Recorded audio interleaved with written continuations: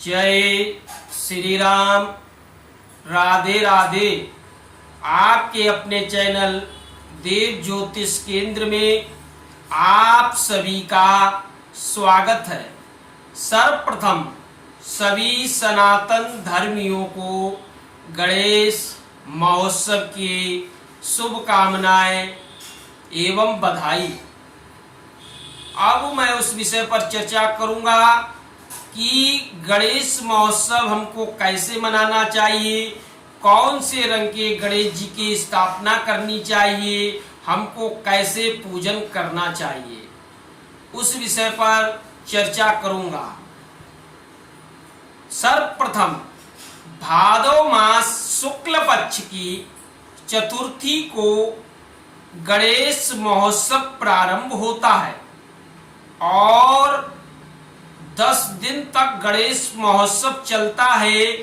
ये अनंत चौदस वाले दिन गणेश महोत्सव का समापन होता है। वे शास्त्रों में लेख है कि गणेश चतुर्थी वाले दिन ही भगवान गणेश का अवतरण हुआ था और वे शास्त्रों में लेख है कि 10 दिन तक भगवान गणेश पृथ्वी लोक में रहकर भक्तों के कष्टों को निवारण करते हैं और भक्तों को वरदान अभय वरदान देते हैं। तो हमको कैसे रंग के गणेश जी स्थापित करना चाहिए, हर अलग अलग रंग के मूर्तियों का अलग अलग महत्व है, उस विषय पर चर्चा करता हूं। सर्वप्रथम घर में लाल रंग के या पीले रंग के मूर्ति गणेश जी की स्थापित करनी चाहिए, पीले रंग की या लाल रंग की। और बहुत अधिक बड़ी मूर्ति घर में स्थापित करना वर्जित बताया गया है। तो पीले और लाल रंग की मूर्ति धन यश लाभ प्रदायिनी बताई गई है और नीले रंग की गणेश जी की मूर्ति तंत्र क्रिया प्रदायिनी है। हरे रंग की मूर्ति विघ्न नाशक बतलाई गई है और हल्दी से बनी हुई मूर्ति या हल्दी से लेपन की हुई मूर्ति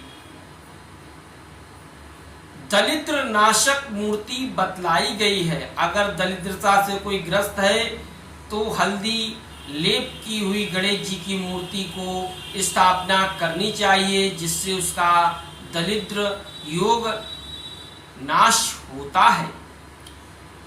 और सफेद रंग की मूर्ति ऋण मोचन बतलाई गई है। जिसके यहाँ धन से जुड़ी समस्याएं हैं तो उनको सफेद रंग की मूर्ति स्थापित करनी चाहिए। और 4 भुजाएं वाली जो मूर्ति गणेश जी की होती है वो संकट हरण वाली मूर्ति बतलाई गई है।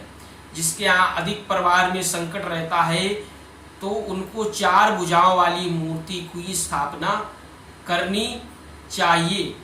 और 10 भुजाओं वाली जो मूर्ति है वो महा गणेश जी की मूर्ति महा कल्याणकारी मूर्ति कही गई है।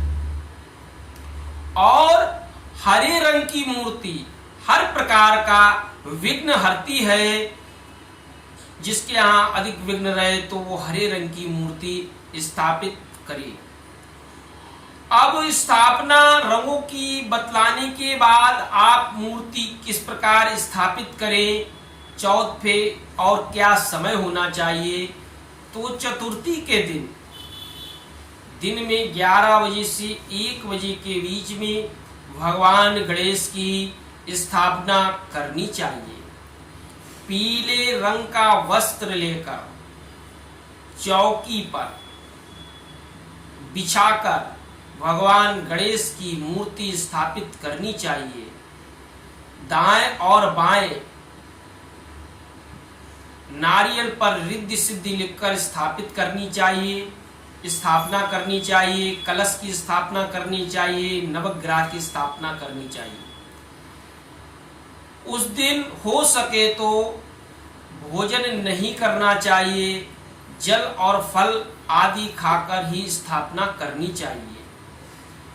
पूजन के समय काले और हरे वस्त्र धारण नहीं करने चाहिए। पीले या सफेद वस्त्र धारण कर भगवान गणेश का पूजन करना चाहिए।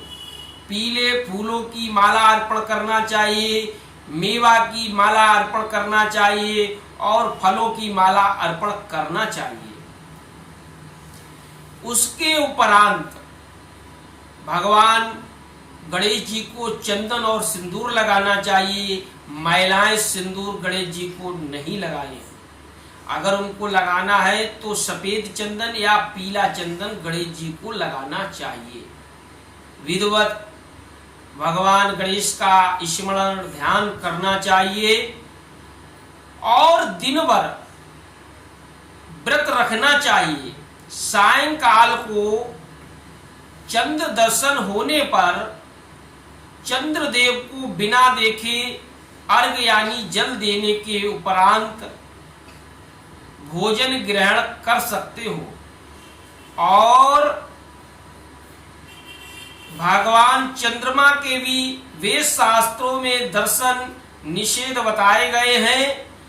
अगर आप चंद्रमा के चतुर्थी के दिन दर्शन करते हैं तो आपको अनकराल लगेगा, इसलिए बिना देखे ही चंद्र को अर्घ्य दें। उसके बाद अपना व्रत तोड़ लें।